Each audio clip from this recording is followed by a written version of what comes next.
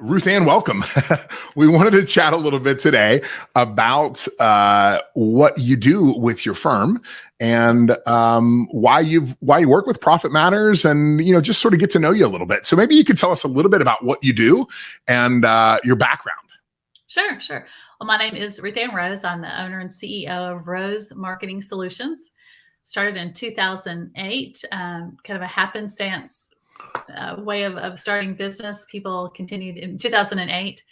People were seeking to learn more about the internet, and I was available to learn. So people would ask me questions, and I'd be like, well, I don't know, but I'll find out. And then they paid me to do those things. And that just kind of was the beginning of the firm. So we're kind of all things digital marketing. And what does that mean?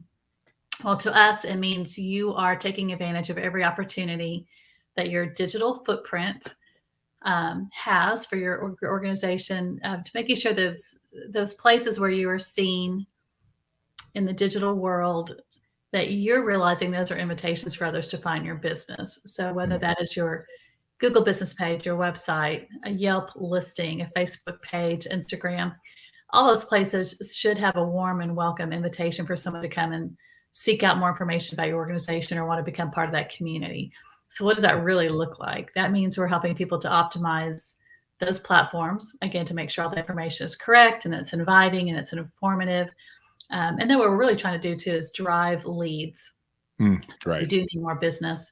The main thing that we are doing is Google ads, Facebook ads, some website content, lots of consulting and strategy about how to build a sales funnel. So, that's in a nutshell what we do. We have heavy specialty in childcare. Okay, that was my next question, was what are your specialties? Because usually most digital marketing agencies focus on one, have a vertical, but can do a little bit of everything. So tell me a little bit more about that. How did you get into that? Well, that's what's interesting, because the other vertical that's developing right now is laundromats. I mean, interesting. It's just so funny. I think to answer your main question, Derek, most of my clients are serial entrepreneurs.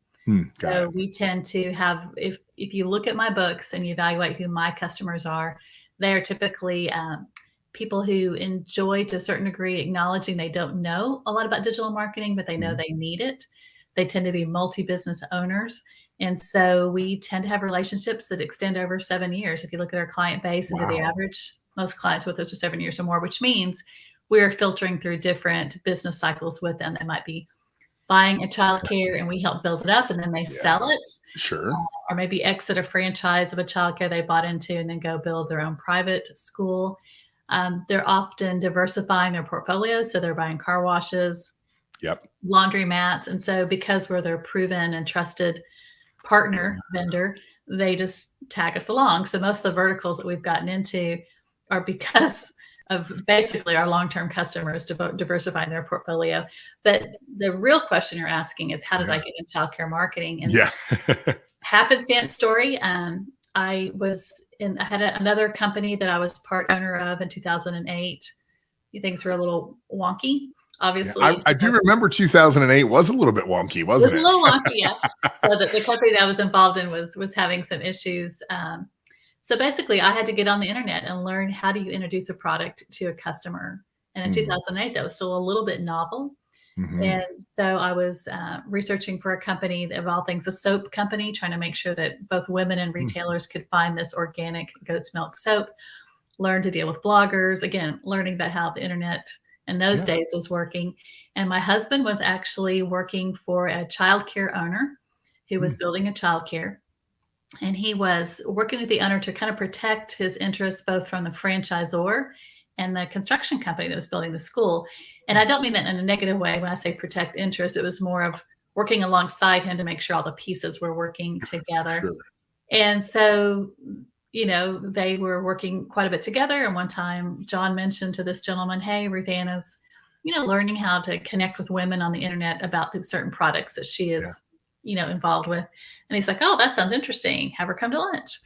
And so I came with some ideas. I am an ideator, first and foremost, of here's how I think you could connect with moms, make them want to come to your childcare. And he's like, great, go do that for me. And I'd say, well, I'm doing this over here. He's like, well, just do it anyway. I'll pay you. And so eventually, word got around that I was developing an expertise in childcare marketing. And so now we work for about 100 different independent franchisees in the childcare industry, as well as several different organizations in one particular franchise's organization of different owners groups. And now we've also diversified outside the franchise, always being careful that we're not competing. So we do respect territorial boundaries. But we also, due to COVID, wanted to diversify a little bit more. That was my next actual question, was how did COVID affect that? Because every business has been affected by COVID. Some of them didn't make it and other ones really thrived in that. And I can imagine that there was probably a little bit of a scary time in your industry. Yes. Well, there was great empathy from my childcare clients because it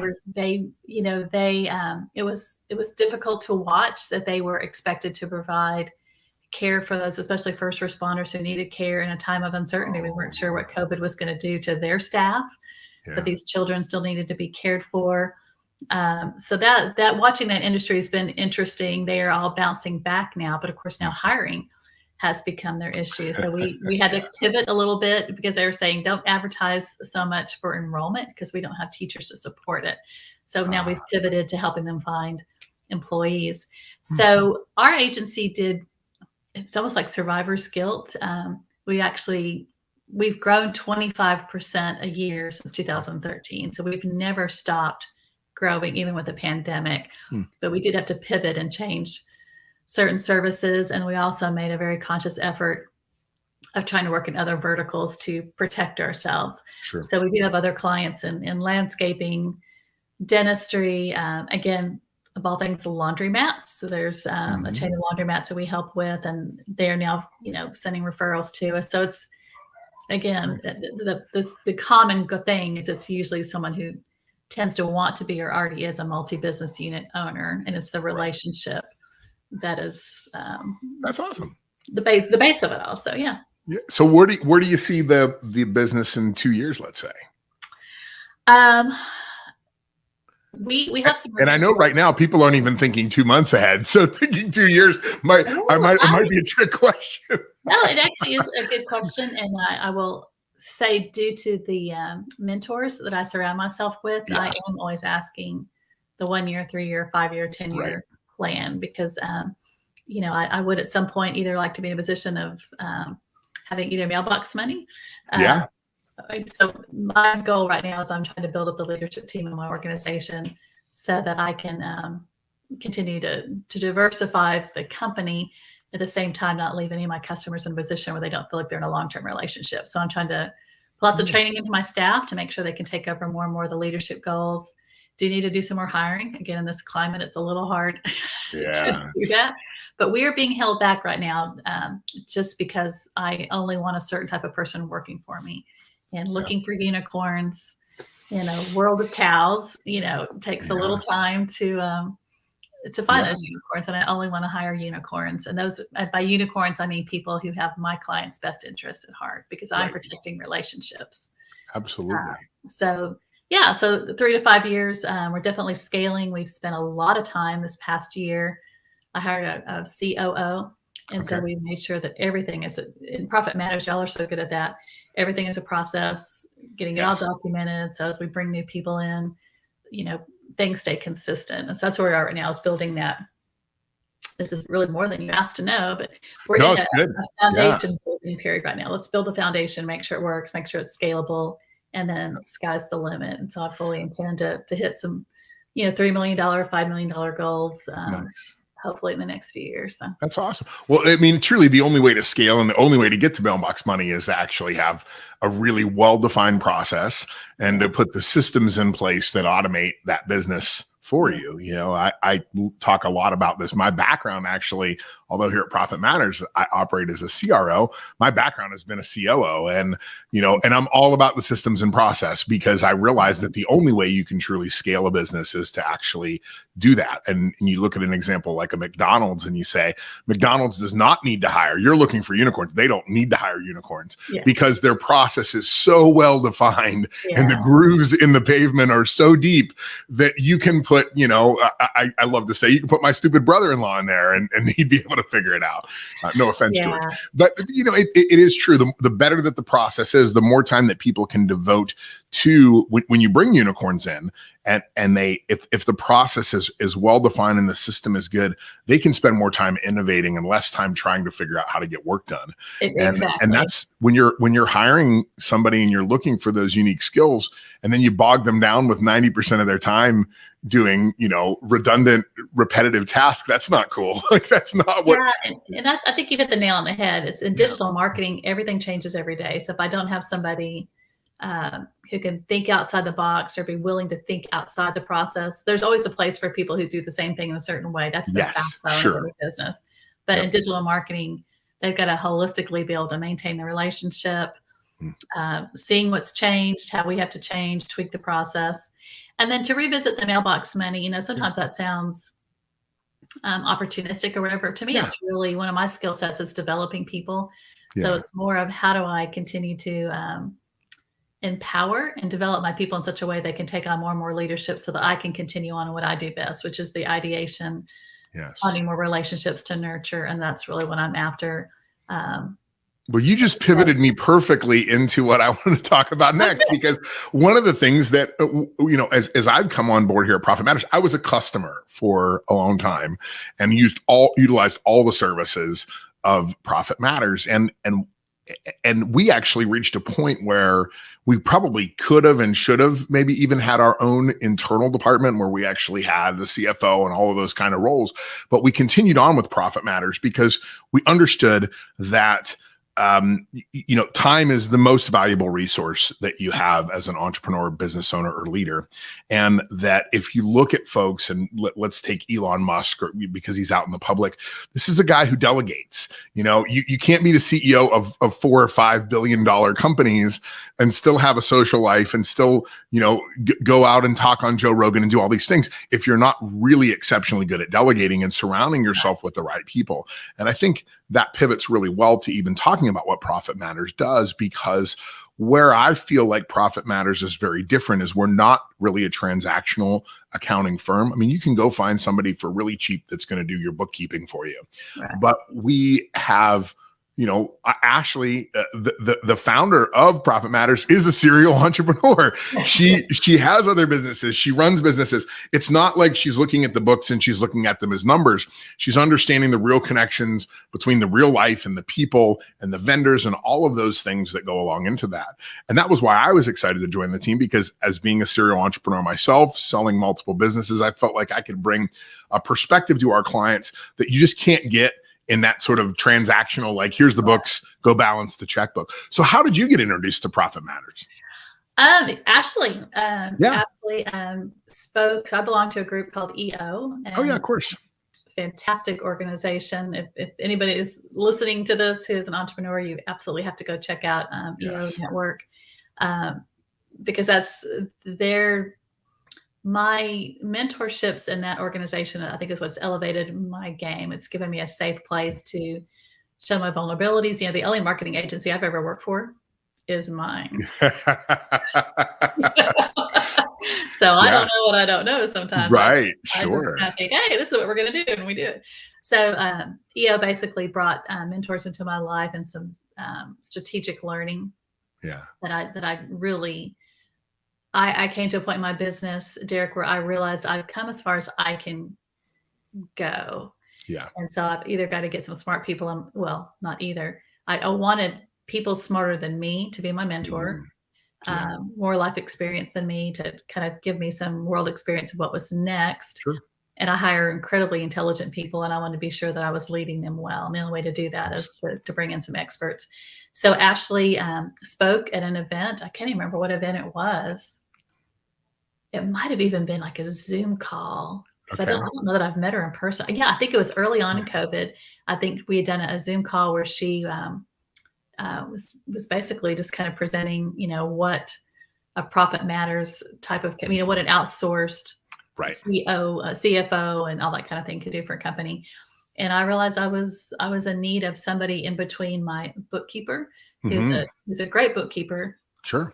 But bookkeepers put yellow pencils in yellow boxes, so they're putting things on all the right categories, but they're not always trained to no slam on bookkeepers. Sure. No, not at all. Sometimes you need somebody who's a You little bit gotta higher. have that role. Yes. Yeah, you got to. But it was that what I was missing is I was still ending up with a bunch of odds and ends that I didn't feel comfortable doing, Yeah. that didn't feel like the right role for my CPA. Yes. And I certainly wanted to start understanding more about my books. I wanted somebody to coach me, but I didn't feel like I was ready for a chief financial officer. Yeah. So listening to Ashley, realizing there was different types of fractional people that I could hire. So I came on board wanting to keep my bookkeeper because there's so much, again, relationships. Sure. Absolutely. For a long time. Yeah. But I was introduced to Callie. So Callie is my controller. Oh, yeah. Great stories about Callie. She's amazing. But what it's happened is Callie can kind of coach both me and the bookkeeper a little bit. And then also those weird things that come up with the IRS or US Census things, or I'm trying to set up a profit sharing plan. It's just has a different mindset. And so that has really helped me. And then of course we also switched CPAs too. So now I know that Callie is always making sure things are ready for the CPA. So at the end of the year, taxes are done. So it's been kind of fun using Profit Matters in many areas, which is what I wanted, is more and more things where holistically somebody was looking at my books and helping me make decisions instead of having so many disjointed people. I likened it to when I had cancer 7 years ago, is that I had all these different specialty doctors who were doing their own special thing with me, but I never felt like I had that one doctor who was really looking out for me. Yeah. And so really has kind of given me a little bit more of a sense of that, as she's my go-between between the CPA and the bookkeeper, and kind of more holistically helping me understand my numbers.